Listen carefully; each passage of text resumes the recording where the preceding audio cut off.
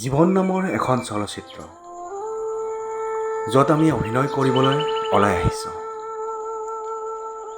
আচলতে আমিবোৰ এটা কাঠপুতলাৰ নিচিনা, যেনেকৈ নাচিবলৈ দিয়ে তেনেকৈ নাচিব লাগিব, এই ফুটা কপালৰ মতে। জীৱনে জীৱন বাটৰ যিখন নাটক আমাৰ কপালত লিখি থৈ গৈছে, সেই নাটকখনৰ সংলাপ আৰু অভিনয় আমি নমৰালৈকে কৰি যাব লাগিব।